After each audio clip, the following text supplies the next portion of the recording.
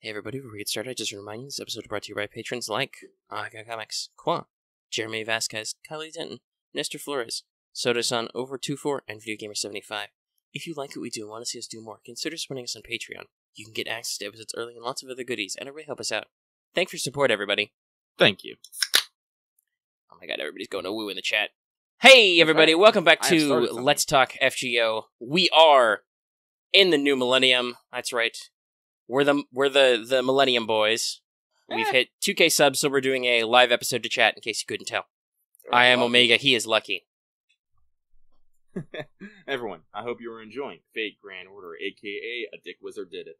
And while we here at Studio Omega like to bring you the latest in FGO-related news and memes, we will be talking about current and future events for both the JP and EM version of the game, so anyone not wanting spoilers should go agonize over your free serve. Oh, so much agony. Man, we got a lot of stuff. Like, it's been weird. Our actual last couple of episodes weren't super hot in terms of views. You know, they did pretty normal. Maybe even the last one did a little subnormal, but that's pretty to be expected when you've got not really anything to talk about. But boy howdy, we have lots of news to talk about later today, and lots of agonizing. Because that's you guys. You guys are agonizing. I'm fine. Well, I suppose I agonized a little because timelines, and I'm like, Event, why are you the way you are? But that's mostly just wrapping my head around time and space. Lucky, what is time? What even? No. What even is time? Alright, but yes, so to celebrate the 2K subs, like we said, we're doing a live episode to public of Let's Talk FGO this week. So there's a whole lot of people listening live in chat right now. And as my usual shill reminder, you can join us every week if you like for our 10 and up patrons.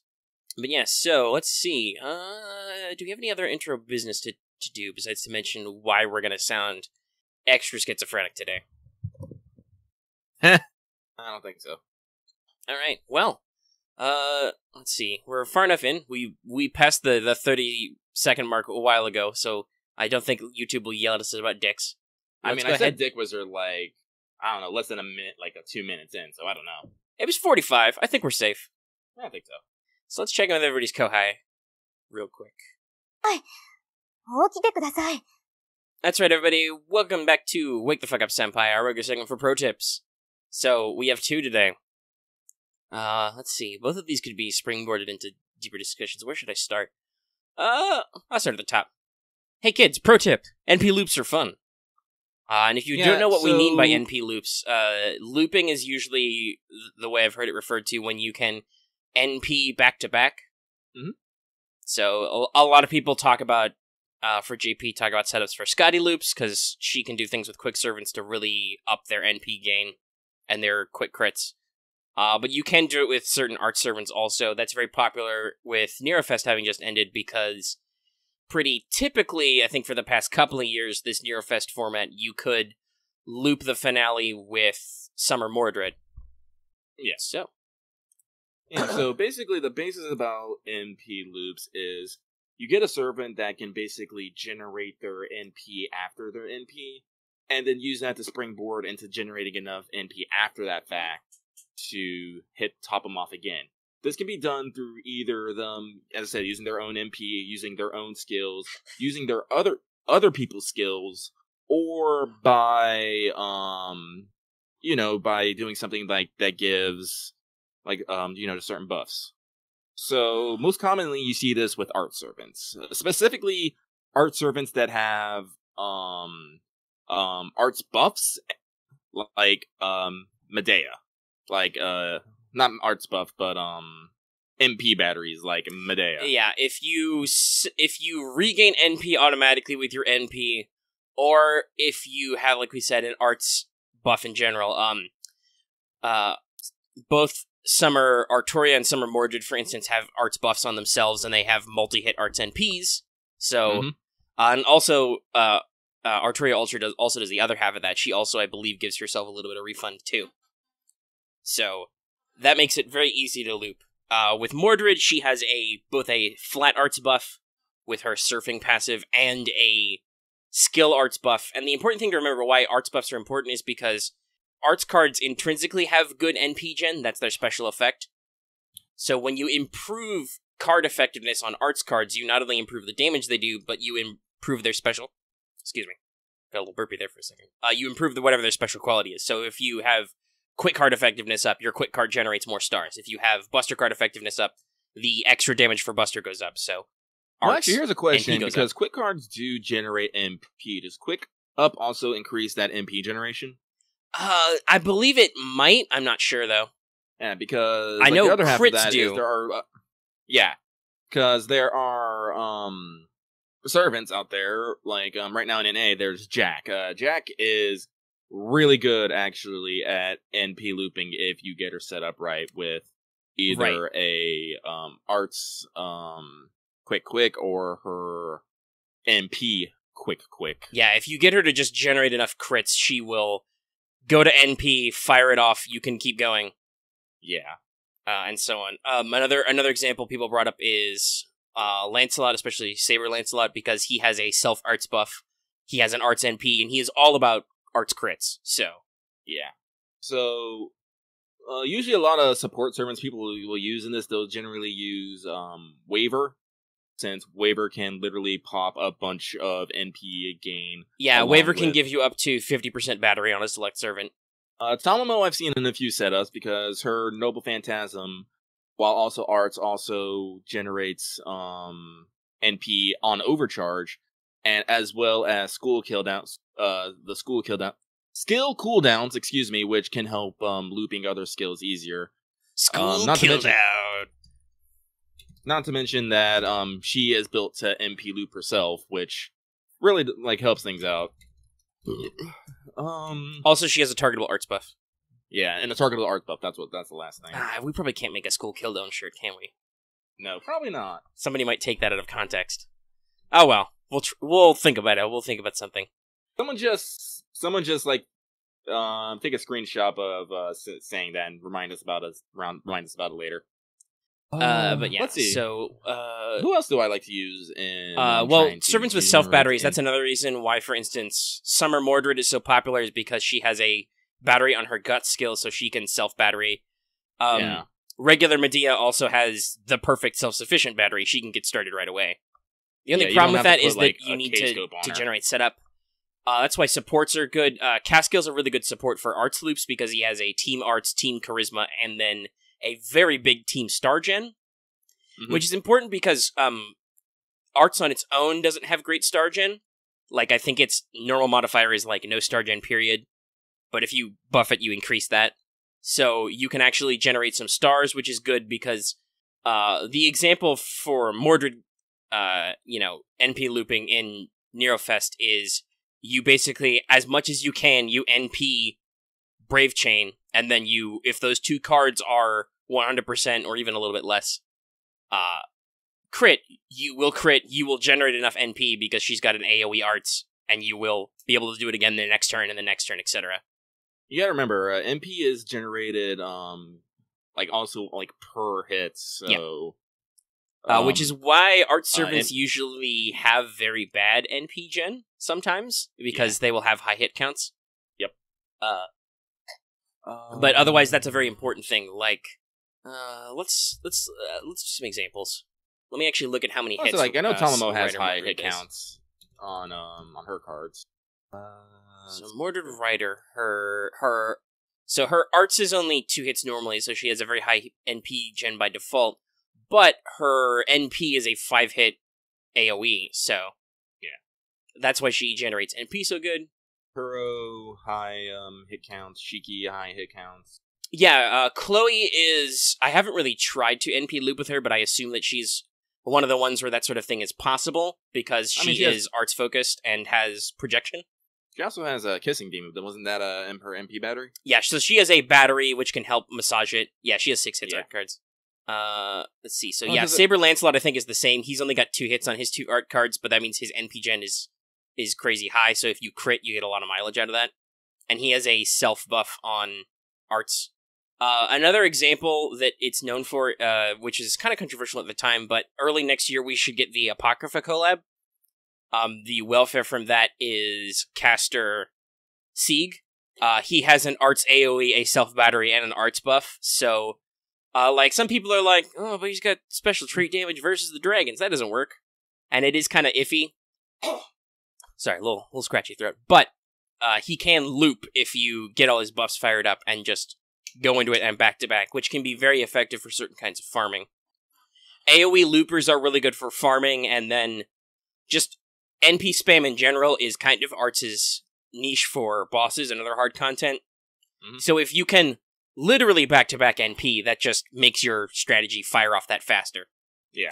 I don't know about Vanilla Nito, but I used support Summer Nitocris, the assassin version. She has a very good star gen and crit ratio because she's an assassin. She can loop her NP because it's an AoE Arts.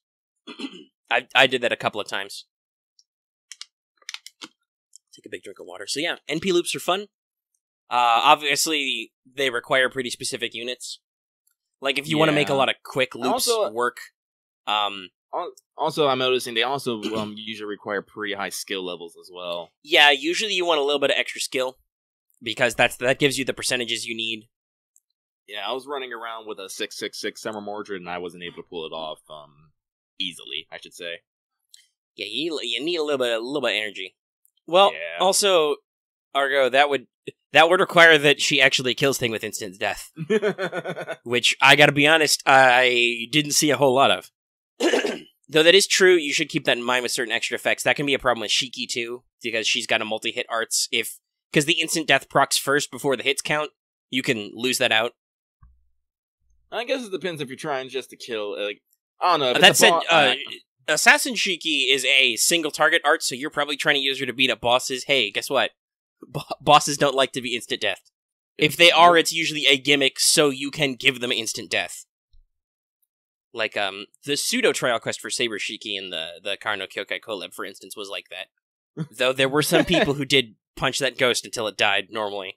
It's like, no, I'm just gonna fucking use the goddamn support and the damn NP. So... Yeah, NP looping, as I said, it takes a little bit of finagling, but most people, you'll be able to find out a setup that works for you. It just...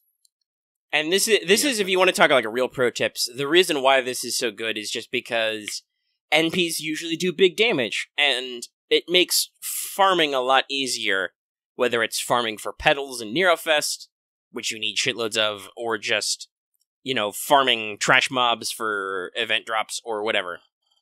It's kind of like the classic 3-turn clear. Well, if you can 3-turn clear with just one servant firing off their NP and not needing to go through the whole, okay, I'm gonna get a rash to blow up, so he clears out, and then the next person comes in, and the blah, blah, blah, and the blah, blah. Like, this is the one thing I, always makes me miffed, is that you always have to take, you always want to take, more servants. Like, no, I just want to take this one servant. Yeah, and that's, if you can get a servant to NP loop, that's a whole thing. Like, when Scotty comes out, for instance, and this is what I meant earlier by saying sometimes you need very specific setups, but Scotty will really help quick servants with their NP gen. That's one of the things she does as the quick support.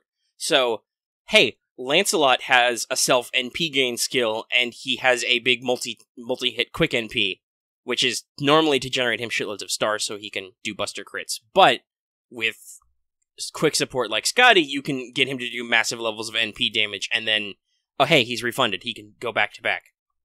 Not that I don't already use the shit out of Lancelot as part of my 3-turn setup, but that's just, he's just one wheel in the system. So yeah, it's a lot of fun. Don't stress over it if you, you can't get it working. But if you do have the right tools, keep in mind that this is a strategy you can use. Yeah. Hey, speaking of the right tools, let's move on to our second pro tip. We've only spent 15 minutes talking about NP loops. Haha, my plan is well. Hey, guys. The SR ticket exchange isn't until the 15th. Stop freaking out. Everybody is flipping their shit over this, asking the question. It's not until the 15th. It says so somewhere in the thing. Somewhere.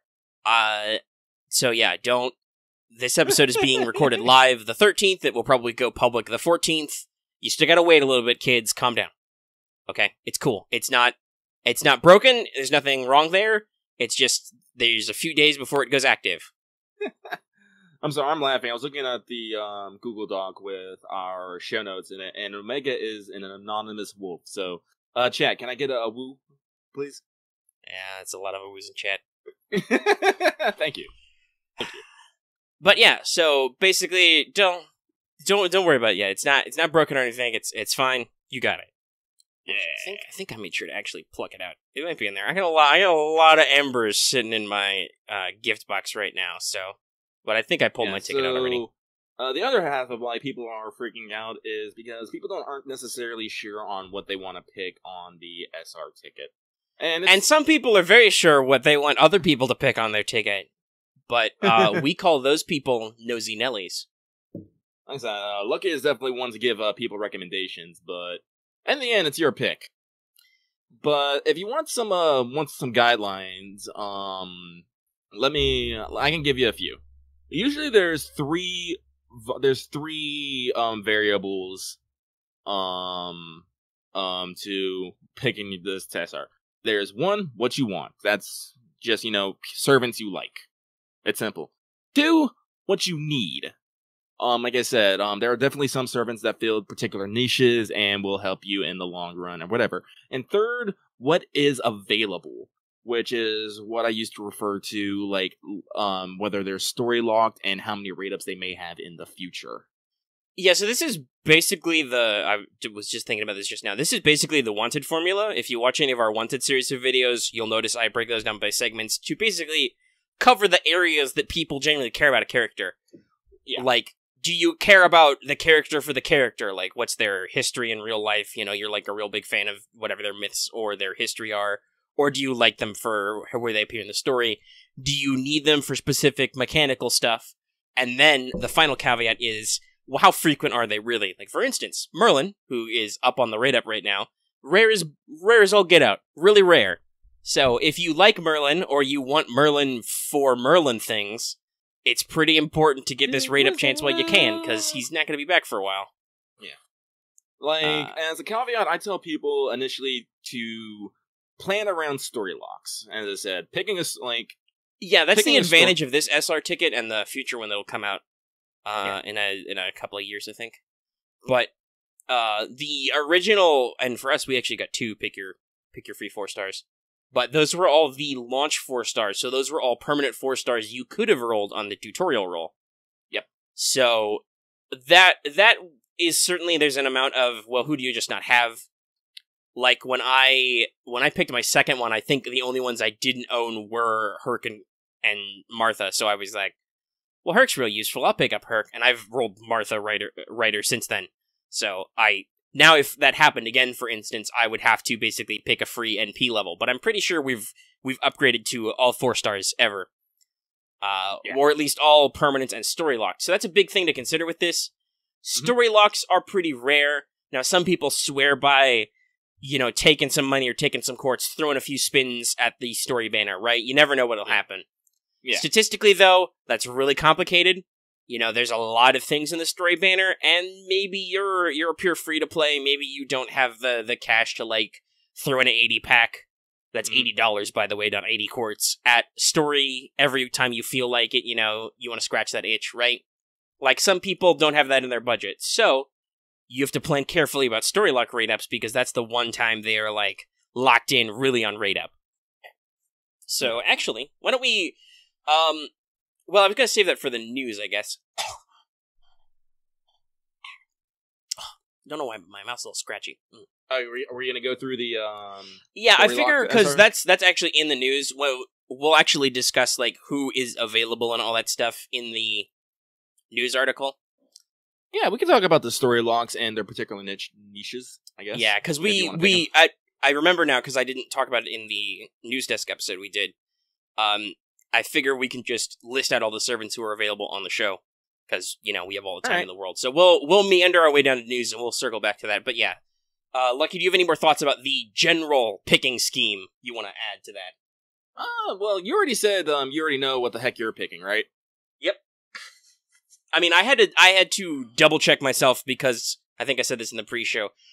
Timing with the event is a little weird. We'll discuss that more later as we kind of go through what's actually in the 7 million downloads. But yeah, I decided to go with what I want, and then, if stuff happens, stuff happens. So I guess I'll explain that. I mean, I'm actually torn between 2 right now for, like, reasons I actually listed before. I'm torn between, because there are no servants I need. I have like a fuck ton of servants, y'all. I really do. You have too many, some would say. I have too many. Like, I think last time I checked, I have like 96 servants ready for Paladin Genesis. I'm like, and I still have more to fucking level. I'm like, goddamn. But so basically, it's servants I want or servants I limited. And that basically brings me down to like only really a few options. Like, actually, I think there's only like maybe 3. No, there's like 4. Basically, it's Gwaine, Edison, Wu, and Penthesilea. Now, I'm not super sold on Edison or Penthesilea, so it's between Gwaine and Wu. Gwaine because he is a story-locked SR, and Wu because I'm me. I hope I don't have to clarify that further. So, yeah, that's where I'm stuck right now. I still haven't decided because Gwaine, again, this is one of those things I like about events, like, that happen later. The Seraphics events really sold me on Gwaine as a character, whereas before I only had Camelot to judge this guy by, and Last Encore, and I'm just all like, I don't dick about this guy. And I checked, I have every other Knights of the Round besides Gwaine. I'm all like, do I want to collect my Night Boys collection? Do I want to complete that? I don't know. I kind of do. Wu, on the other hand, she's actually a common pool servant, so she can just spook me whenever. And if all y'all know my rolling habits, that whenever will probably be eventually. I believe our good friend Camper, the Eternally Dead, has a story about, because he played JP, or plays JP, so he talked about how he freaked out and spent a lot of quartz to try and get Wu on raid up because China and missed her. And then later he has like a multi-NP Wu now later, rolling her on completely unrelated things. Yep. And hey, listen, I have rolled an excess number of Sethenos, so trust me, I know about SR spooks. And so, I don't know, I'm still mulling it over in my head. I'm leaning towards Gwaine right now, just because that's what makes logical sense. But we'll see. Well, yeah, because the ticket doesn't go live until like the middle of the night, so who knows? Who knows? Middle of the night thoughts. Shoot, I had a follow-up to what you were going to say, but I lost it. What was it? I'm sorry, I do that. No, yeah, we both do that. I'm trying to think. Because I was thinking about telling my own thing with that.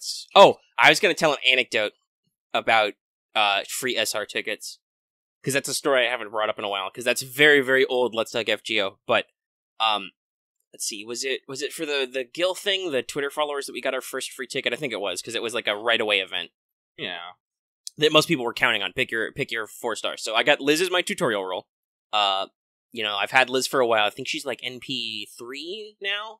But the out of the starting block of 4 stars, the servant I really wanted was El-Melloi, because, well, you know. So I picked him for my free 4-star, even though I knew that he wasn't that great to start with. But he would be cool later, and I wanted him. And then immediately after, in throwing regular summon tickets at the special banner, I rolled the second one. So I got NP2 El-Melloi, like, right away. And that's a funny anecdote about free SR tickets. So, like, on the one hand, don't stress. On the other hand, that is a good reason to pick story locks, because you're less likely to get spooked and feel like, oh, I could have done something different. Not that it matters, because my second pick would have been Herc anyway, and I just picked him on the second free SR ticket. We didn't know we were good. Like, I don't know, 6 months, a year later. Yeah. Did you have to readjust some math there, Chief? Well, yeah, because I realized that was the box I was on. I didn't actually finish it. All right. Well, speaking of which, let's move to Records from the Throne, a regular achievement topic. Hold on, wait. Let me look at the raw audio time at 26 minutes. We're getting a good faff about. So I'm gonna head this off as I have the lion's share here. The stars were aligned. During Nerofest, like 2 a.m. Lucky's eyes. He was Lucky. He was laying in his bed. His eyes snapped open. He felt it. He said, "The time is now." And I did a 10 spin on the Nero and Bryn banner. And Lucky has acquired a NP3 Umu. Huzzah! As well as his own Brynhildr. Also Finally. Got the SR and SSR event CEs as well. It was a very blessed roll. Very blessed. I give thanks. Also, I don't remember why I was rolling in the... Oh, I remember why. 3-star. I was trying to max limit break the 3-star event CE, and I got an MP2 Angry Mango now. Impressive. Yeah, no, I was actually a little shocked. But I kept the ball rolling. With all of these embers, I was able to protect Scheherazad's smile. And thanks to all these sweet-ass mana prisms, I was actually able to max limit break the Mona Lisa. So, booyah. All in all, it was a very productive event. I actually feel somewhat accomplished, as my final box count was 23 boxes. I still have 89 left in the 24th box, but I'm out of pedals, so that's where it stays. Yep. So, 23 and a half, whatever. I just jotted down because I haven't done anything impressive yet that wasn't noted already. Well, actually, I suppose. I don't know if last week I had gotten Nero to max level so she could equip her costume. I did do that. And obviously, I got access to the costume because my final score is 16 boxes. I'm actually surprised that I did this many boxes. Well, if you can get the ball rolling and you can kind of get that, there was a lot of that final push. I was a little distracted that evening doing a bunch of other stuff. We had a little pedal party and talked to people about things, but we also had some other stuff going on, like my constantly playing Three Houses. But yeah, I think everybody kind of at the end got a decent push. So I did better than I thought I would. I got well clear of all the one-off boxes and got through quite a few. I have let's see, my present box I think is like 100 and let's call it 118 because I think the 19th is the shitload of spare embers I bought from the store. So yeah, that's achievements. Let's move into the news. I feel like Lucky's been talking for a while, so I'll run through this. Yay. So, JP, hey, they also do things. A Battle in New York 2019 has done a pre-campaign. It is started 9/9 and is going until 9/17. If you log in for 9 days, you get several of various apples. It starts at 1, but then it goes to 2, and it goes all the way up, so you can get I think is it 9 total golds, and you can get a little more of the others. That's fun. If you complete a daily quest each day, you get an extra 4-star EXP. Or is it 5-star, actually, it might be. I'd have to double check. But yeah, you get an extra little XP. So that's cool. There's double suck rate during this event. And also rank ups are half AP. And the actual Battle in New York will start 9/18, and it will be a Lotto event. Who could have guessed? At this moment, there's no real determination on what's going to be different. Is it going to be full classic Nerofest style, where it's the same thing but different, with just a slightly different story twist, maybe? Is it going to be, it was so popular last year, we're going to let Gil do it again? I don't know. Nobody knows yet. It's not started. We don't know if old CEs will count. Let's hope they do. Let's hope they've kind of fixed that, but who knows? Who knows exactly what they're doing yet? Just, they're apparently going with the Battle in New York theme again. So, get ready to Shibas to get your Lotto rolls. Much like Umuing Umu's Umu. Say that 15 times fast. Don't actually. And if any of you type that in chat, that doesn't count, don't. But yeah, so that's the thing. To kind of complement this, we're also doing Class Campaign 6. This is going on until the 25th. It started the 9th also. You have 2 rolling rate-ups, which change daily between Knights and Extra plus Cavalry. Every class will have 2 days. So it's, basically... I don't know if it's a 2-day period or whatever, but every class will go through the rotation at least once, including Extra. Honestly, so class campaigns are kind of a mixed bag. Some of them feel a little baity, especially before what is probably going to be some kind of Gil rate up, right? But at the same time, they can be super valuable because they usually they typically include the story locks and permanents, which is we've just talked about is a big whole complex thing, and you can only get the class that matters. So, for instance, Saber class banners are very important because they've got a decent chance of getting Bedivere, who's normally a story lock 3-star. Casters can get you that caster gills. There's some other story locked 3-stars who are in there. Actually, Asclepius is a story locked 3-star, right? Yeah, so he should be on rate up in the caster block too. Also, Extra finally gets their own day, and it's not terrible. So let me describe this to you, because most of the other banners are way too populated to talk about. If I try to tell you all the Sabers who are in the Saber rate up, that's we'd be here forever. And God forbid casters, but also yes, I can confirm Asclepius is in that pool. There are actually a lot of story-locked casters. But extra includes regular Jean, Estrella, Citonai, who is a story-locked alter ego, Gorgon, who is a story-locked Avenger, Lobo, Salieri as the 3-star, he's also story-locked, I think? Yeah. So similar to Bedivere, he is like the only 3-star you can roll, so welcome to the secret Salieri time. Oh, and also includes another semi-rate-up on the permanent Moon Cancer Jinako. So that's actually a really good pool. Because there's several story-locked 5-stars and 4-stars and a 3-star in there, so yeah. That's actually a pretty good zone. Otherwise, it's just personal preference. What do you care about? Mm-hmm. But yeah, so that's a decent little thing. Yeah, I don't think there's any other... Let me see. Is there any other JP stuff that we haven't talked about already that's ongoing? I don't think so, because we're technically... Yeah, the interlude campaign is still technically ongoing for a few more days. Yeah. But we talked about that all before. 2 weeks on, 2 weeks off kind of stuff. So, here's the big one. In the North Americas, the English version of the server, we have made it to the 7 million downloads campaign. Log in for 7 days to get loads of stuff. This is the full 10, by the way, because this was 10 million downloads in JP. So, hey, we're getting full rewards, though. That's great, so there'll be 10 tickets at the end of this. And this is running from 9/12 to 9/25, though it is consecutive logins, so do remember to log in every day, or you lose. So until 9/18, so basically for the first week, you get double sec chance, you get half AP QP dailies, and half QP cost for servant enhancement. I'm murdering doors right now. We have also been given flat-out increased storage for both servants and CEs by 50, so now it's 350 in both, I believe. And also, you can buy more second archive storage. The number of times you can buy that has also increased. I think it may have doubled, but it's a lot. So, starting the 15th and until the 18th, you can get the SR Exchange Token, which you can exchange for any permanent or story-locked 4-star.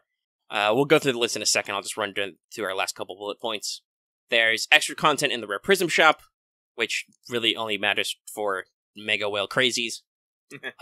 Though some of them are permanent, so the permanent one is that Personal Lesson has come back, and you can get that. Also, Joint Recital is in there. That's a little expensive, but that was for last year's Nerofest, which is I think that was the store one. That one's actually pretty good, but also Personal Lesson. But most of the stuff is like time limited. It's like if you need extra crystallized lures or gold foes, that's real big whale numbers. Buying those. And then there's extra stuff in the MP shop, basically an extra load of the monthly content. Yeah. And then there's a Merlin summoning campaign until 9/25. This is actually a rolling raid up between Merlin. I think it's Merlin all the way through the first week, then it starts rotating. There's also Artoria Saber and Artoria Lancer, and the alters, the 4-star versions, who are both story-locked, are on raid up every day. So Merlin will be there the most, but there will be a little slice of time on all the other solo. I'm waiting for the Artoria Lancer solo day, because she's also story-locked, for obvious reasons. Which is the thing, by the way, we could talk about. I think was it like Saturday or Sunday? It was after we'd done some recording, but it was after we'd recorded Let's Take FGO. We had a little party in VC, and we talked a lot about the stage play. Oh, yeah. Which is super fun, and you should check it out sometime. It's in like a hidden playlist on YouTube and stuff, but there's some clips out there. There's not a full recording or playlist of the Babylonia one yet. I don't know if that's because it's like not on Blu-ray or what, but I don't know. Seems fun though. Sweet, never got for suck. But yeah, so that's right up. So, the SR Exchange ticket, we can talk about the full list of who that includes. That is every 4-star who is not limited, which is basically just the Summers and Passion Lip at this point. Mm-hmm. But for Saber, this includes, let's see, how do I want to phrase this? Are these like, I think these are like phrased by like Servant ID, but I want to see if I can categorize them. I'll just read the whole list out and then I'll say which ones are story locked. Righto. So for Saber, you've got Saber Alter, Gawain, Siegfried, Chevalier Dion, Suzuka Gozen, Nero Claudius, Rama, and Saber Lancelot. And of them, I think it's just Alter, Gawain, and Nero who are story locked. Because it's the thing that throws some people off. Lancelot Saber is not story locked; he's a permanent. He can just show up. Actually posted a neat graphic in our Discord. Oh, yeah, okay. That's got an actual filters. All right, that's good. Yeah. So, for archers, you can pick up Atalante, Emiya, Emiya Alter, or Tristan. And Tristan and Emiya Alter are story-locked. For Lancers, you can pick up Extra Vlad. Already got that guy at NB2, don't need that. Liz, Fionn, but why would you? And Medea Lily. Is Medea Lily not story-locked? I gotta look at this. Medea Lily's story-locked. Not Medea Lily, Medusa Lily, Medusa Lancer. No, she's not story-locked. Huh, that's weird. No, she's common pool. She is a permanent. That's weird. Someday you will get Small Snake. Eventually. That even extra confuses me. I feel like that should be more spoilery game, but it's not. Where was I? Lancers, okay, and then, Lancer Alter, and oddly enough, Li Shuwen is story-locked. I really don't get that one. Also gotta answer a question. Somebody's like, when did we start recording? When did we start recording? About 40 minutes ago. For writers, there's oddly enough, I don't know if there are any 4-star story-lock writers, period, but at this point there are not. So it's Astolfo, Anna Mary, Marie Antoinette, and Martha. A lot of M sounds in writers.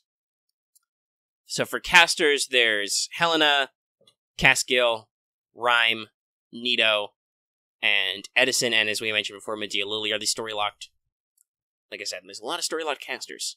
So for Assassin, there's also not any story-locked Assassins right now, so it's just permanents with Emmy Assassin, Carmilla, what's-his-face, Yen King, Mr. Punch-A-Lot. Cetheno, again, why would you? You don't already have 50,000 Cethenos? And Empress Wu. Wow, there's a lot of 4-star Berserkers. I have most of these. There's Banana, there's Penth, there's Cat, that's Tamil Cat, there's Fran, who I have it at like NP2, there's Beowulf, got that one at like NP3, Hercules and Lancelot. You're probably gonna hear a lot of people who are talking about like optimal game strats are gonna be like, pick Berserkers. Don't listen to those people unless you really want to. But in that case, if that was such a big deal to you, you could have reached that conclusion on your own, just saying.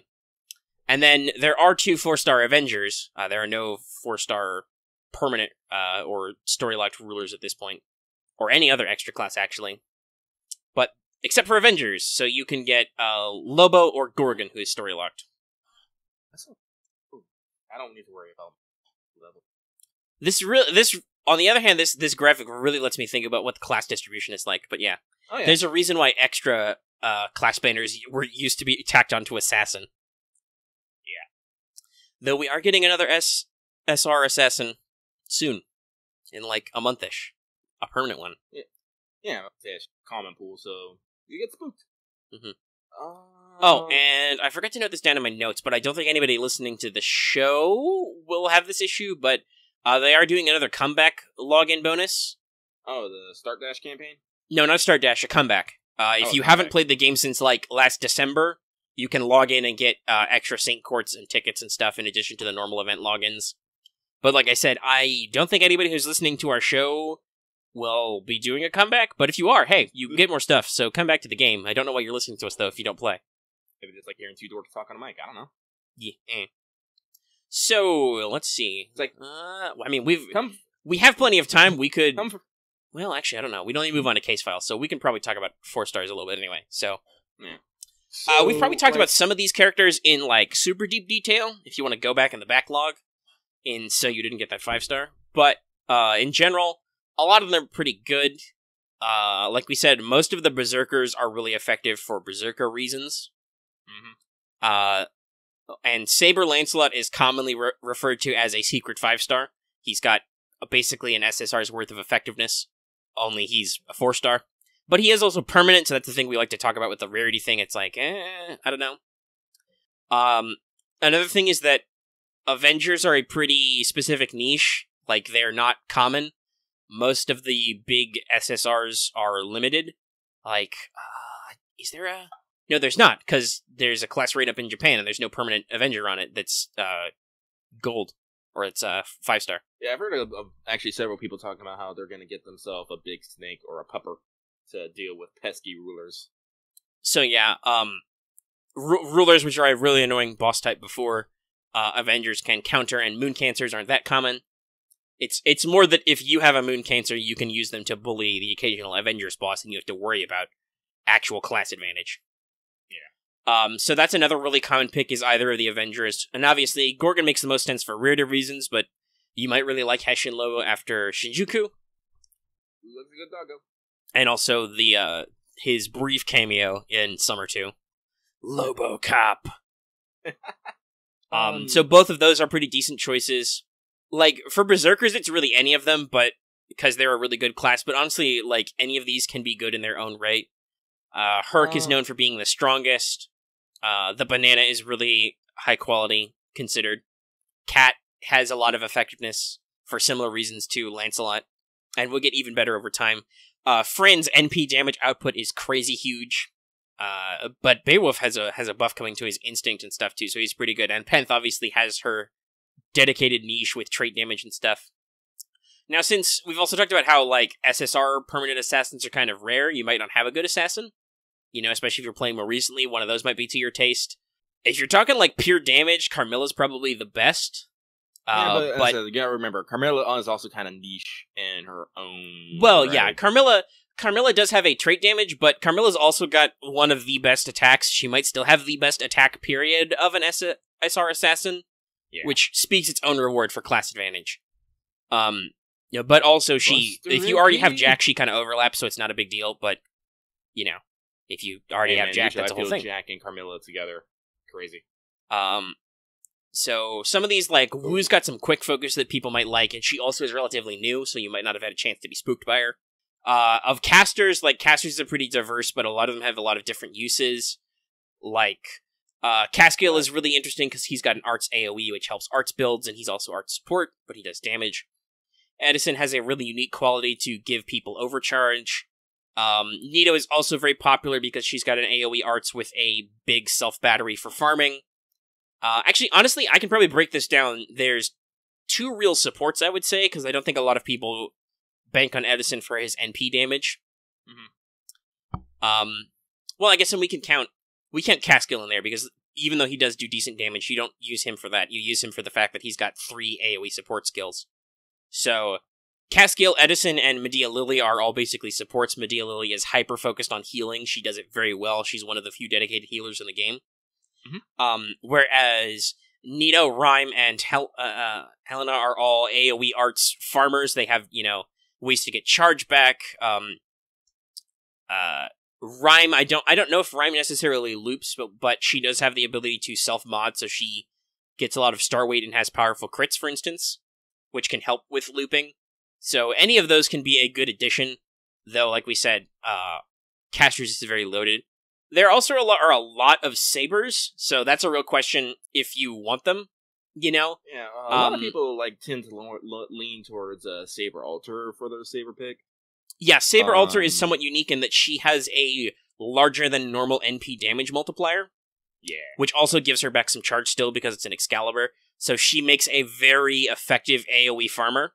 Because she's got a very high multiple, she's got pretty solid core skills. Her instinct hasn't been buffed yet, but maybe.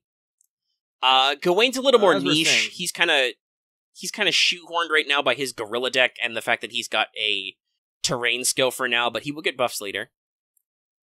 Siegfried has already been through some buffs, so he makes a pretty good at killing dragon mobs. Though again, Siegfried was also a permanent from the start, so a lot of people have considered him a major spook factor. Same with Dion, though Dion's very effective as a taunt tank. That's a pretty rare niche. If in terms of pure single target damage, your boss killers are Rama or Lancelot. That really depends on what flavor you want. Like, Lancelot's really effective with those arts crits, but Rama has a Buster NP with trait damage, and boy howdy, it's a real slapper. If you prefer arts comps, Nero is AoE arts, and she is also incredibly resilient. She's one of the most survivable servants in the game, with, 2 self-heals and a triple guts as her third skill. She's very effective. Suzuka's newer, so again, she's probably rarer. So, you might want that. She's also got AoE farming potential. So that can be pretty fun. Archers is really interesting, so a lot of people consider, at least pre-buffs, that Atalante and Emiya were kind of lackluster. They are much better now. They've gotten skill improvements and stuff. Emmy is, fully upgraded at this point. So if you don't have him yet, now's a plenty of good time to pick him. But also, he's a day one servant. You could have easily gotten him by now. Yep. Alter has kind of Emiya Alter, that is, has kind of a different niche in respect to how he operates. So he does stuff a little bit different, but he does have kind of that art stall feel. So if you want to try and build towards that. Tristan is highly recommended, though, as a story lock, so he's relatively rare because he's really good at challenge content. Because he has Harp of Healing like David, and has some other abilities. So, like, Harp of Healing gives you 1 hit of evade and recovers a small amount of HP. He also has his third skill, removes an enemy's buffs, which is targetable, and that's a huge deal. We've talked about that before. And he does have a single target NP, so he still slaps pretty good. So Lancers, single targets are a little bit more rare than AoE. Like I've got an MP3 Liz, so I don't really need one of those. If you do though, Lancer Alter hits pretty hard.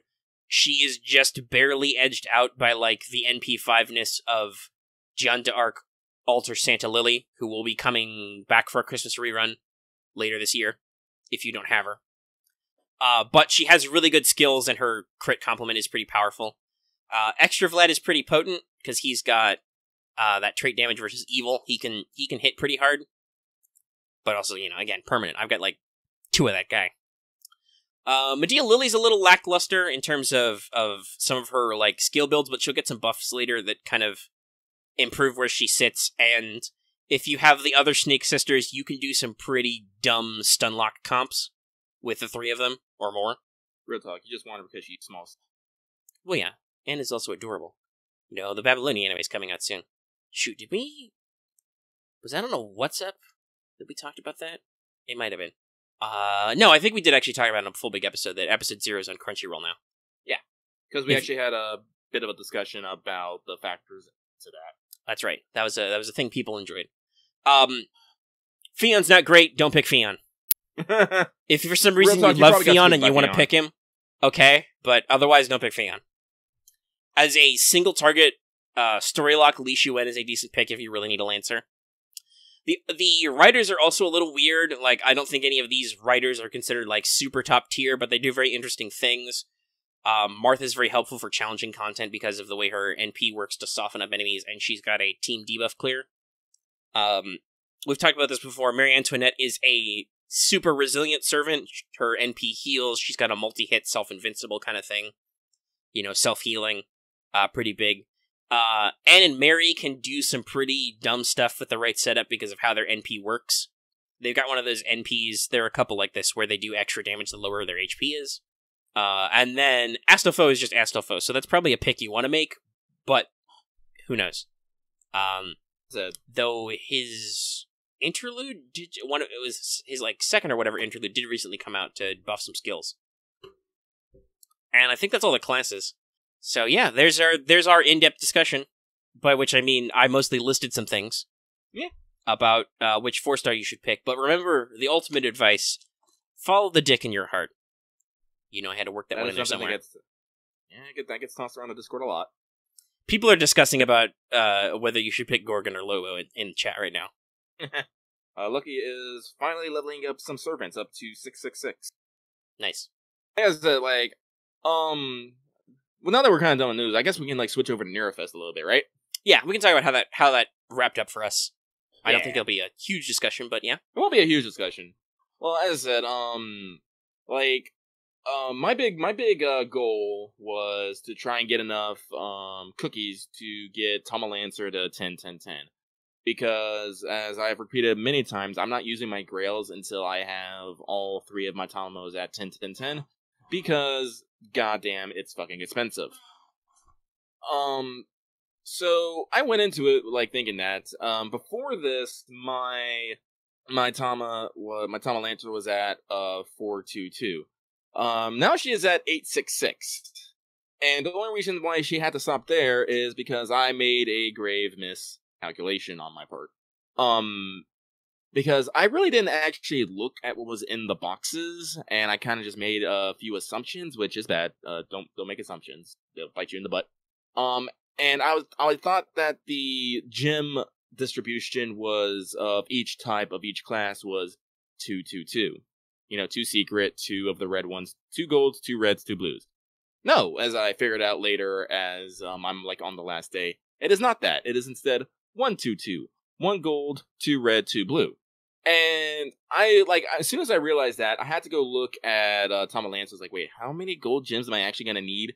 I was going to need 24 more gold gems to get her out of the skill cookie hole.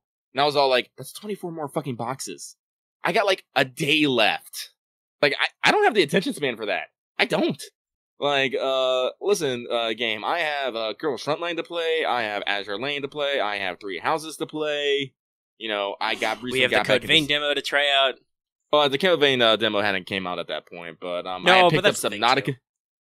I had got into Subnautica again, so I wanted to go scream under the sea. I was like, I don't have time for this. Disney. We can't fight that.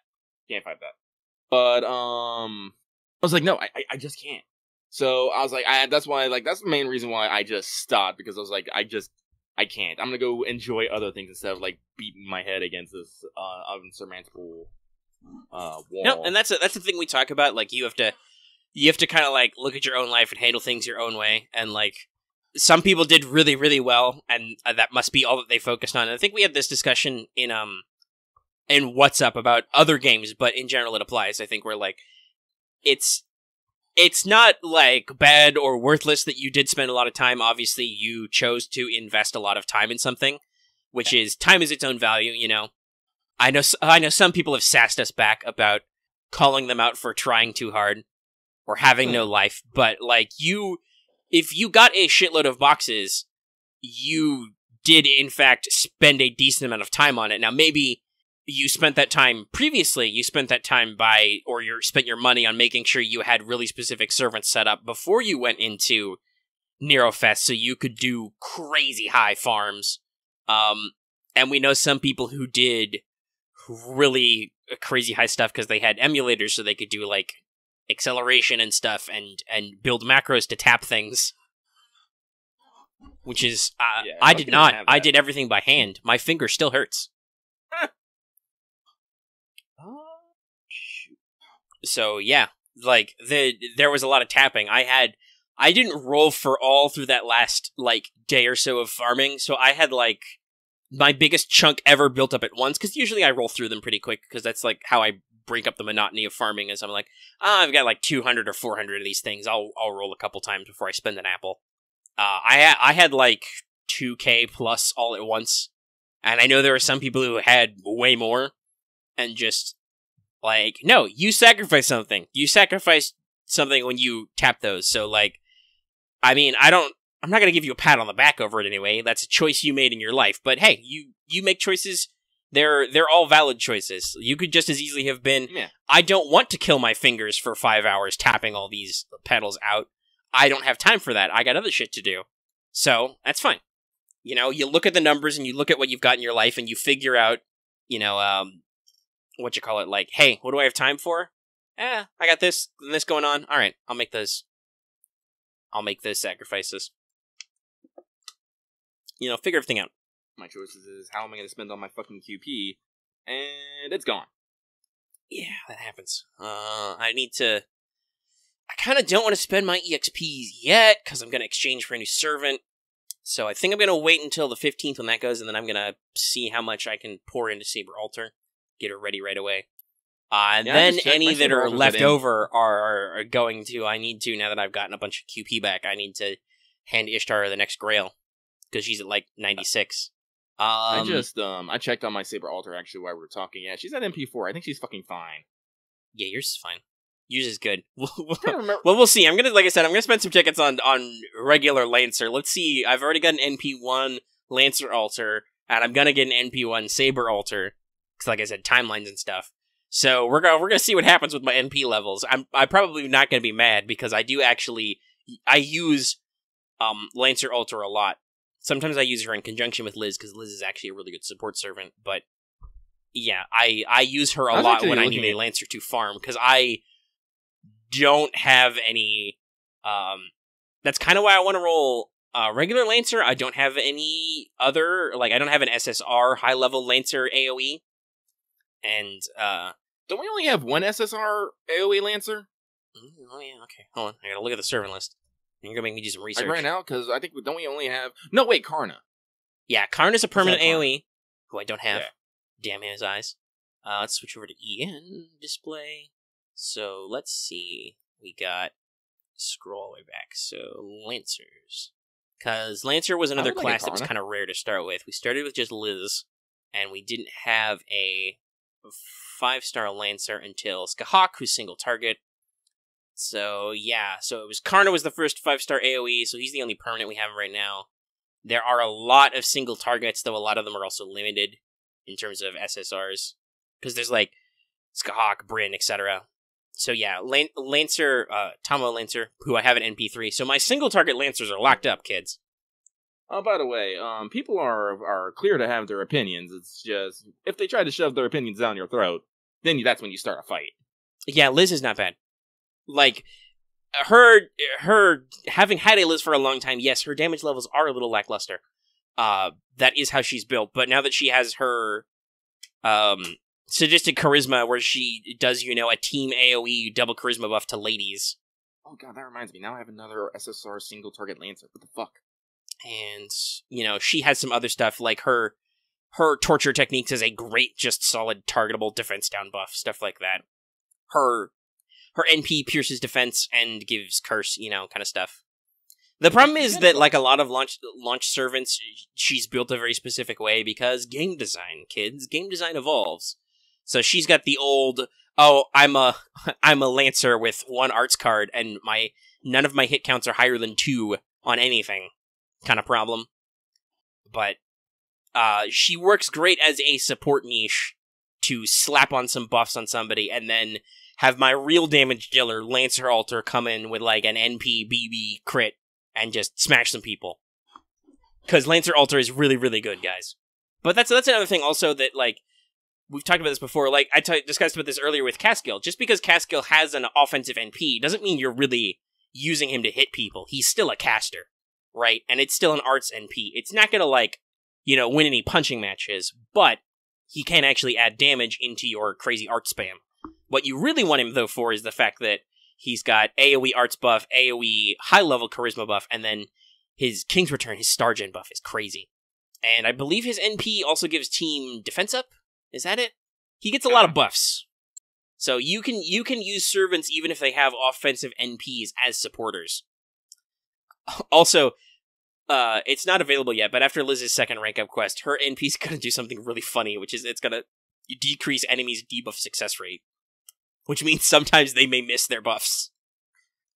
But that's a future thing.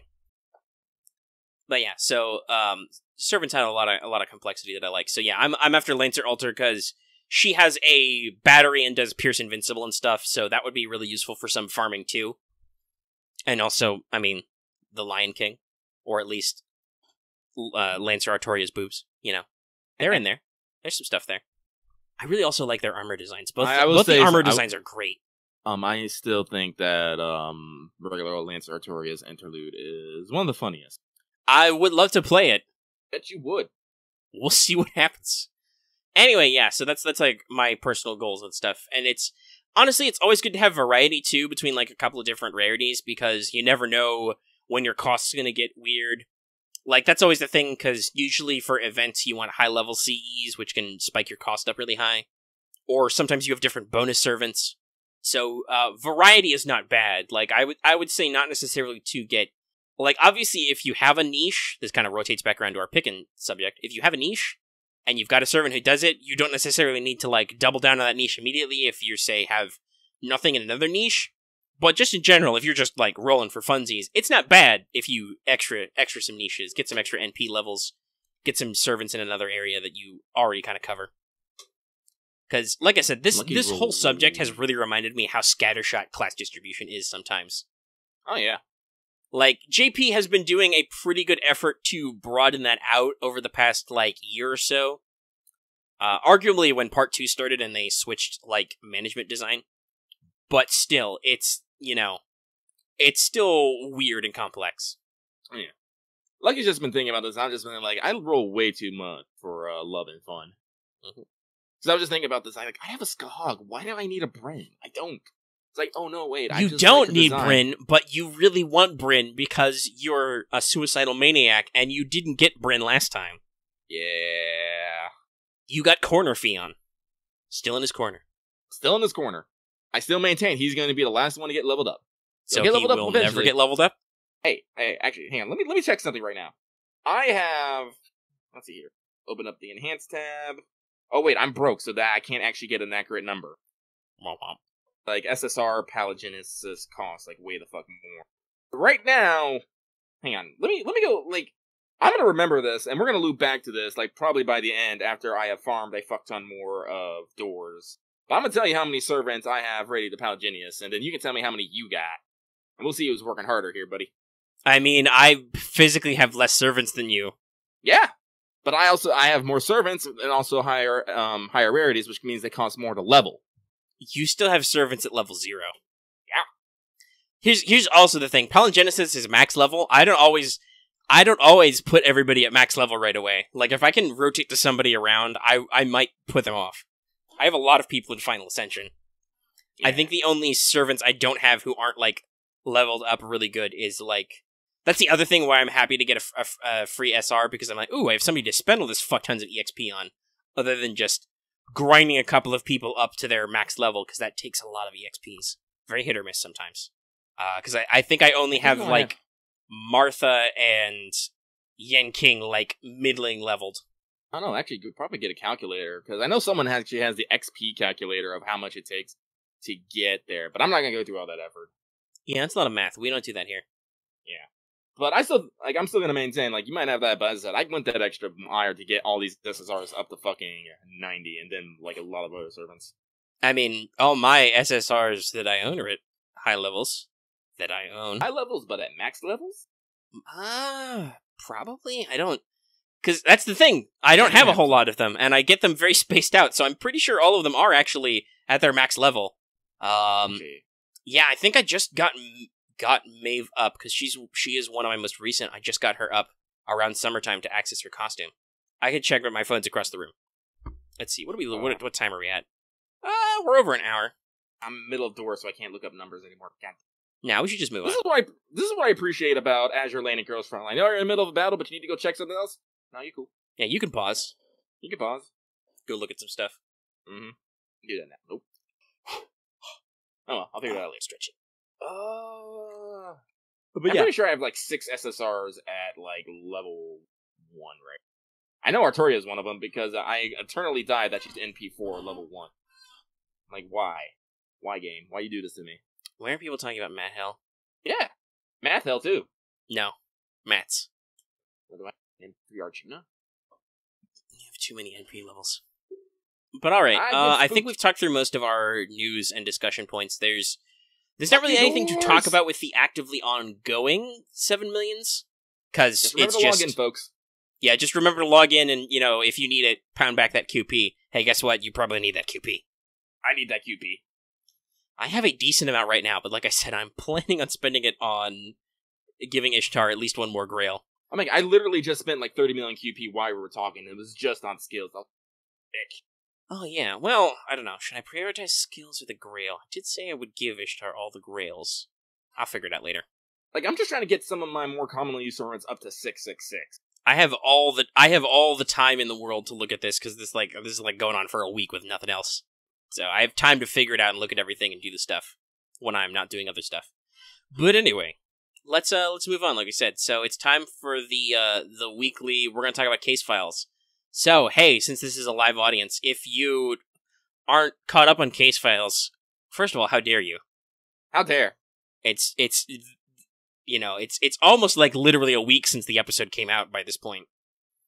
But if you aren't, feel free to, like, deafen yourself and whatever in the live chat. We'll give you a secret... Somebody, anyway, will give you a secret signal to let you know we're done talking about it. And yeah, so I think we've given them enough time to, like, figure out how to, deafen themselves and whatnot. Abandon ship! And we'll, like we said, we'll make sure to fire in. Alright, so, case files whatever number this is. I don't know. Was this 10? I think it was 10. I don't know. Unlike how the past couple of weeks have been, I actually watched this one pretty soon after it came out. So it's blurred a little. Same. But let's see, what happened? There was a lot of exposition, but I feel like it wasn't always super interesting. Gray and Hephaestion talked in a cave about some stuff. This is something that I particularly liked, is you kind of get a hint of what's going on with Gray. I guess I'll spoil it. Fucking Gray is literally slowly but surely turning into Artoria. Well, yeah, that's the whole point. Was Yeah. she's supposed to be a vessel for the return of the king, basically, which is why her face looks exactly like Artoria. That's not Gray's normal face. That's not like a real Saberface thing. No, the Case Files guy took the Saberface concept and was like, "Ha ha, sucks to be you." Yeah, and interestingly enough, her face actually changed when Artoria was summoned in the Fourth Holy Grail War.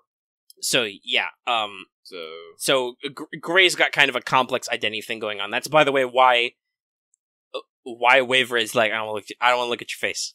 It's also why she appreciates that, because... Well, yeah, because Waver's the only person who, like, everybody else was like, gasp, the king's face! And Gray's just like, no, stop!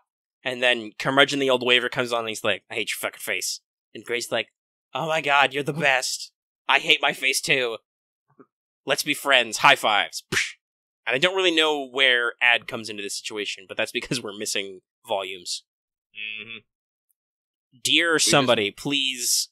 We actually had this discussion recently where apparently finally the original FGO, one of the earliest FGO mangas, is being finally officially translated and localized.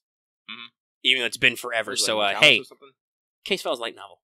It's Mortalis Stella, I think, is the volume. There are actually quite a few little manga adaptations to FGO. Like, usually they do them in blocks of a couple chapters. I think... I know, adaptations of Seraph and Shimosa are dropping right now. Yeah. And I think Agartha came out recently. I'm not sure. They're working through Epic of Remnant right now, basically.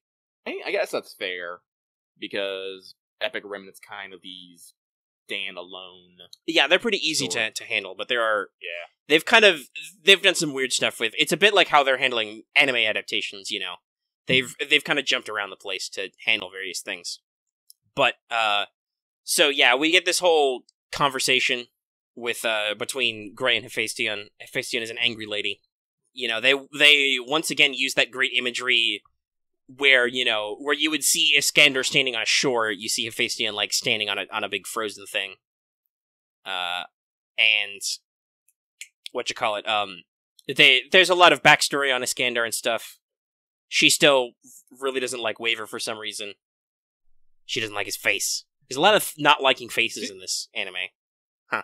To be fair, I do like that, that was the thing that happened in, the Fate Zero collab. Yeah, in Zero Axel. I don't know if that was a scripting thing for the anime, like if they made a deliberate reference. I wouldn't be surprised. But it was still great, because... Also, Gray surfs on Ad. Yep. That was hilarious. I did not know that Ad can't actually like change weapon force. I thought he was just going to turn into a scythe and maybe a giant laser. Yeah, I've only ever heard of him as the scythe, so that was interesting to see that he's got a couple different modes. You got like the hammer and the shield, and he sasses the entire fucking time. Or screams, as his face is getting shoved into the powder. Yeah, I don't know why Ad needs a pseudo-personality, but it's there. So everybody gets back on the fucking train, and then it's time... Despite the fact that she left last episode as super fucking shifty, Miss Adeshino tries to call everybody together for the armchair scene, right? Like, she tries to get everybody in one room, they're all sitting down, and she's like, I will produce the killer. And she goes through all this discussion that apparently Trisha was like, oh shit, my head's gonna get cut off. I'm gonna create an imaginary space pocket to catch my head, and stuff like that. Poor Ogomary also. Yeah. Double poor Ogomary. Not only does she have to carry a head in a box, We'll get to that, Schrodinger. But not only does she have to carry her head in a box, but also apparently while Buddy Cop, Go Lion, and Luvia are buddy copping around solving mysteries, they have a discussion about certain aspects in like the Holy Grail, where they get onto the idea that there's some guy out there who doesn't have a heart, and that's somebody they're suspicious about. But it comes out that apparently Marsbury was like, I'm interested in the Holy Grail. Oh wait, the Holy Grail's shitty in this timeline. I'm not interested in the Holy Grail anymore. Yeah. But also he lost interest in his daughter around that time too, which is weird for mages, right? Because your next generation is the whole thing. They actually do say something interesting about this. This goes over to episode 0 of Babylonia, where Marsbury is seen as saying, I don't care about the third magic. I am like the head of this department of astromancy. I will reap the fruit in my own way. So, Marsbury seems to definitely have a different path for how he's planning on doing things. Yeah, he has his own thoughts, and when he basically, because that's the thing, in this timeline, this is actually, as far as we can tell, one of the core FSN F-Zero timelines.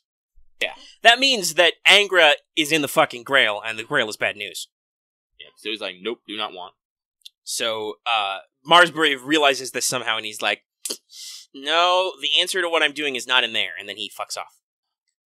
So we have double sads for Ogomeri. But yeah, Adashino gets everybody together, she talks about the head, she lays out a lot of techno-babble and stuff, and honestly, I feel like, especially judging by how Waver enters the scene, I feel like she's deliberately trying to confuse everybody.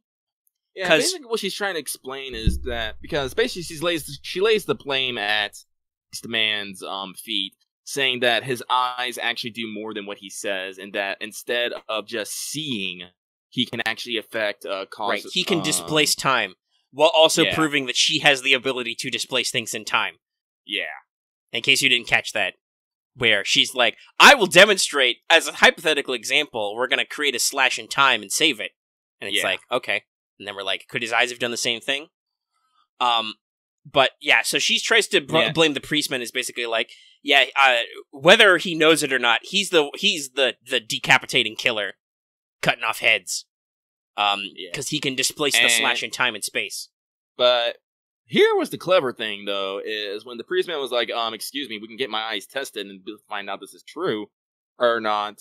It's time for your magic guys to get fucking collected, and we can't prove shit anymore. Yeah, Waver rolls up in his wheelchair and is like, excuse me, who do you think is the fucking detective in this series? And he just, because this is a thing that has been seeded in the themes of the show since the start. Gesundheit, by the way. Thank you.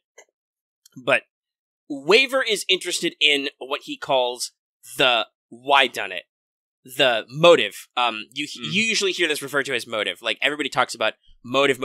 It is one of the key aspects of both solving crimes and actually of crime fiction. I think that was the subtitle at the time. Like, without a motive, there is no crime. Right. Yeah. Motive means opportunity, are the usual one. So, Adashino establishes the means, and thus by extension establishes the opportunity. She does not establish the motive at all, in any way. Yep. But she's from policies and she's a mage. She doesn't give a fuck about the motive, which was established in earlier episodes, that she and her people don't care about that. They just care about the actual, does the evidence line up that you could have done it, and thus you did it. And Waver's big deal is he's like, no, we gotta unpack why. Why would you have done it?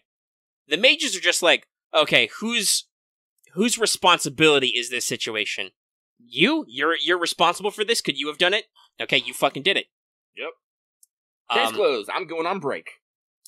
But she also, keeping in mind that we know she's sus as fuck because of how sinister she appeared in the last episode. Oh, yeah. And also, they imply that she's, I think, what did they say, sister-in-law? She's related to the mysterious guy with no heart they talk about? Yeah.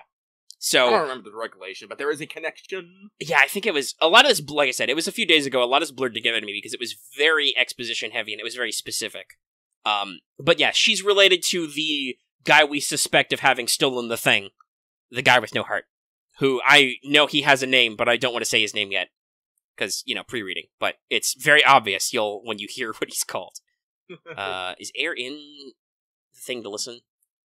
Yes, she is. Air, we have been going for an hour and 22 minutes. Unfortunately, we're most of the way done.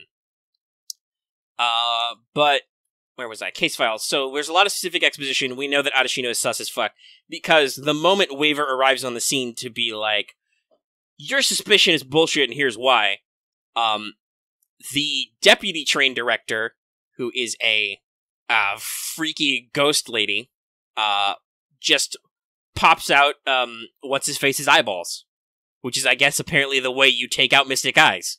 She just slurps her fingers in there, and he goes, ah! And what's-her-face, the train director, is, quite frankly, way too aroused by the situation as they pop the eyeballs in their tea kettle, in their thermos of eyes, and she's like, oh, these eyes are great. They're definitely, jewel level, I think. They're definitely jewel, maybe rainbow. They're real good.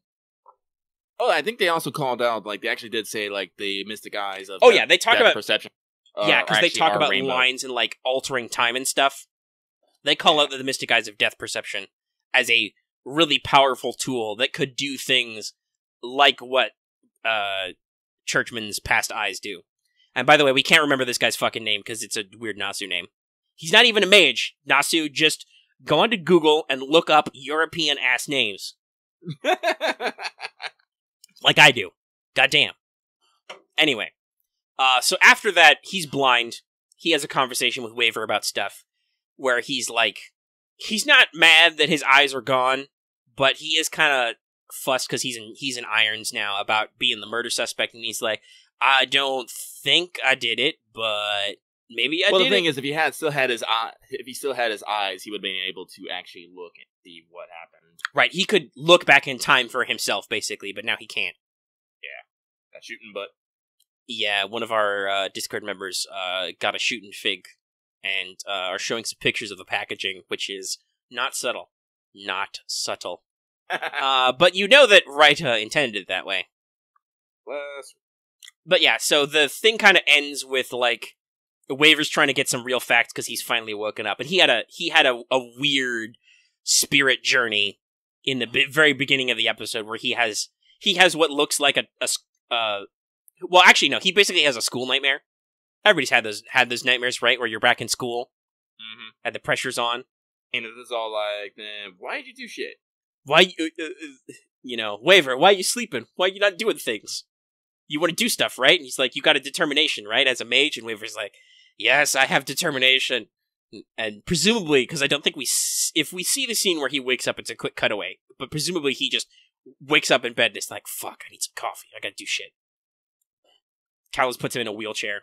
But the episode ends basically after the short conversation with, hey, BT Dubs, the auction's actually gonna start now. For realsies. We're gonna bid on the eyes.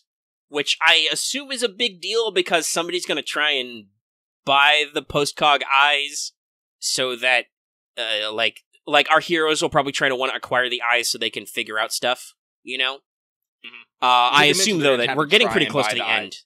They mentioned they're going to have to try and buy the eyes back. Yeah. To get proof and evidence. Why, considering all this shenanigans, we don't just think to, throw Miss Adashino from the train? But whatever, we're the good guys. We can't do that. Even though she's sus as fuck. That won't solve the actual mystery of what's going on with all this other stuff. We've only got a few episodes left, I think. Yeah, I think we're in the big climax. I expect there will probably be, at least, there will be at least one big culmination scene, because it's a detective story, right? Waver's gonna have to get everybody in the lounge and be like, alright, well, here's who was the murderer. It was that person all along. They're standing right there. Like how Adashino tried to do. Yeah, I think it's actually, they actually say, I think it's, because interesting enough, this episode they said was 4 out of 6. Yeah, because... So, yeah. This is the big arc of the series. Yeah, this is the big finisher, so we're... So this is something funny in chat, but we're part of it, we're most of the way through this, so we're in, basically... if you could look for a structural point, this is kind of the false climax. Like, oh, we think everything is solved. No, actually, it's all a ruse. We're still building up the real tension. So we have, the actual perpetrator has to be discovered, and we have to get to the bottom of all that. And all the characters have to have their personal culminations. You're in the penultimate. So that's really cool, and we'll continue to keep you informed. Do you think we're done talking about case files? Yeah, I got nothing else. Okay. Awesome. Oops. Damn you, Discord. Dark Warrior, the cursed hero. Yeah, I know. That's okay. I was going to ping that person anyway because I'm trying to ping here, but Discord auto-completes.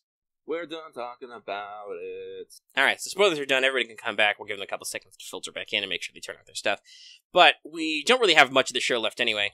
So, let's see. I'm going to check my Amazon for a reason. Sure. So, let's see. In future episodes, there's a lot of shit that's happening in JP that's not actually happening, you know what I mean? It's a lot of make work. A lot of rando raid-ups and banners and stuff. A lot of stuff wrapping up that's not over yet. So, let's see. It doesn't start until the 18th. It's next Wednesday, so we'll be able to tell you about whatever actual form the Battle in New York 2019 is taking. Like, if it's, full-blown rerun, if they do any kind of, quality of life or stuff. We'll see. Supposedly, they're trying to... they're trying to focus on the challenge quests this time, which was kind of a big thing, but also... I feel like they can't focus too hard, because Battle in New York is still it's still a Lotto event, so that's a big draw. But also, it's still a Fuyuki clear event, so they can't be too hard or too much of a focus if they are hard, because this is an event that's open to everyone, Yeah! And JP just had a big summer, which probably brought in a whole shitload of people, so, it's a whole thing. But yeah, we'll get on that. Let me... double check exactly what should be next. So, we are in a little bit of what I would call a wiggly period, because we've got a couple of banners that should be coming up for us in EN, but they were tied to events that are JP related, so I don't know exactly how they're going to handle that. But we're somewhere in here. It technically should have happened already, but I'm sure if they're going to do it, they're just rearranging where it is. Somewhere in here, there should be an Okita and Hichikata raid-up that was normally for a Killmath. Also, there will...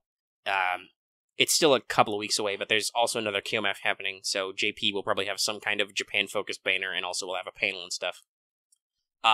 So hopefully that should come in somewhere. After... actually, heck, it probably won't be after. It'll probably be after the 18th, really, but before the whole thing ends, the login streaks and all, we should get Super Ghouls and Pumpkin rerun. So, if you're curious about that, go and check out our, pre-game episode on that. Whichever number that is. But yeah, you can get your Brave Liz and all that. And if you don't have any Dangerous Beast, you can get some of those. Did I? I think I got everything but Witch Under the Moonlight, the 4-star. I'm probably going to throw some tickets at that for Cleo, so I don't know. We'll see. I just had to throw my tickets at Merlin. My extra tickets, I got dick. No, it happens.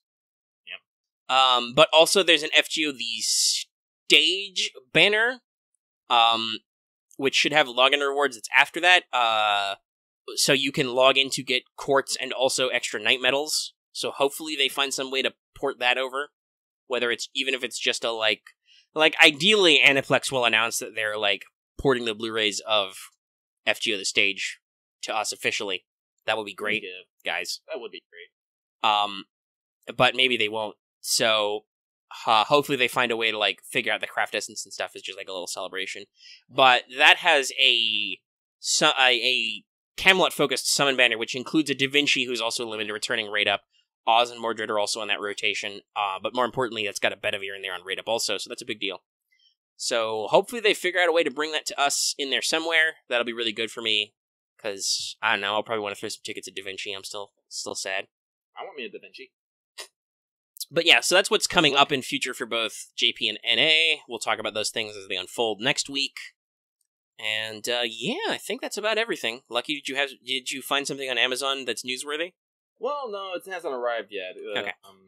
It said it would be arriving today. It went out for delivery at 10:01 a.m., which was 5.5 hours ago. So, any minute now. Okay. Any minute. Well, then we'll talk about it on What's Up tomorrow. In a minute. Oh, hey, Amazon's being real shifty about stuff, but I guess I'm getting Borderlands earlier than I thought. They were like, yeah, we can't get this to you until next Tuesday, even though you're technically pre-ordered. I'm like, okay, thanks, guys. Now they're like, it's shipped. It'll be there tomorrow. I'm like, okay, thanks, Amazon. Glad I didn't pay you the extra $3 for release day delivery. Amazon be all like, yeah, we're gonna hook you up, bro, man. You know, stay real with it. Thanks, guys. Now I have to split my attention between even more games. I don't know, the Code Vein demo isn't that long. Like, no, I need to just go out there and do the extra stuff after you find the home base, but I want to like actually try and get in because I got a new code. I want to try out some stuff. We're gonna have lots of thoughts on that though. Yeah, I think we've both locked in that we probably want to get this game. Yeah. Which I think personally, especially with the character designer, this is a great game for Lucky to stream someday. Maybe. Maybe. Anyway, I figure we'll just go ahead and do the outro. If you're listening to this, if you're listening to this live, tune in tomorrow for a live What's Up where we'll talk about lots of video game stuff and things. If you're listening to this public, that will also be later the same day, so it'll be this day. Hop in our Discord and you can listen to What's Up live. And that's really the special thing I want to let everybody know. Actually, hold on. We are almost done with the poll period, so I should double check on that. It's kind of a last bit of the distance. Loading. So check behind the scenes. Let's see. I think some stuff on the poll to get shuffled around. So this is the Teach Me Omega Sensei poll. We do this topic once a month, and we like to poll our patrons about it. Yes, so we've got 6 votes, which is not necessarily all the votes we can vote. And of course, if you support us at the $5 or higher levels, you can also get a vote in this topic right away this month. But it looks like What is a Singularity has pulled ahead slightly. So that could end up a tie if some more people vote, but we'll see about how stuff shakes out. So we might actually be discussing the mechanics of Singularity soon, which is good, because I think, is it early next month is Shimosa? Yeah, it's gotta be. Because it's not this month, probably. But anyway, keep an eye out for that. We'll be sure to, drop any special whatchamabobs on you when Shimosa is about to come out. Alrighty, then I guess it's time to do the outro. And then I gotta go make dinner. Yeah. Food! Yeah, the Halloween rerun will be this month, even though it's way too early for Halloween. But yeah, the rerun. It's never too early for Halloween. Someone play me some spooky, scary skeletons! Isn't it? I could have that button. I'm not, on principle. It's not time for spooky. Maybe next week when they announce the rerun, actually, we can bust out the various skeleton sounds I have. But alright, so I'm going to do the whole outro as people post crazy skeleton gifs. Thanks, guys. No 9 Breaker, Himeji Castle is this year, so we'll get Osaka Hime. Oniland is next year. Mecha is. Yeah, Mecha is. Time for your free alter egos, everybody. Everybody be happy. Be happy. It's really important to get those alter egos because we're going to introduce foreigners soon. But yeah, alright. Wrapping up. Doing the whole wrap up. So. Yes, thank you, Nora. If you are watching this episode on YouTube and you like it, give it a like. And if you watch this one live, also don't forget to actually, tune in to click the video and like it and stuff, Keep that circulation, keep that engagement up. Maybe see an ad or two. I don't know your life. And of course, if you have any comments that you want to be permanently recorded about the episode, leave those in the comment section down below. Or hey, join our Discord. That link is in the description.